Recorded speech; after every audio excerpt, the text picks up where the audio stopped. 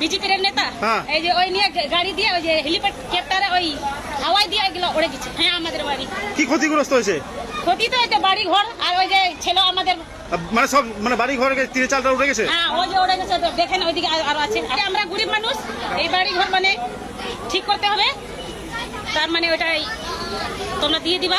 Helicopter দিয়ে ভাঙছে, BJP নেতা আসছে কি আসছে, হেলিকপ্টারটা এক পাক ঘোরালো, টিন সবগুলো কিনে নিল, মাটি যা ছিল সবগুলো ভেঙে দিয়েছে। সব ভেঙে গেছে, সব ভেঙে দিয়েছে। ঘরে ছিল, আচ্ছা, জল বলতে গেছিলাম। কি চাইছেন এখন? এখন ঠিক করবে।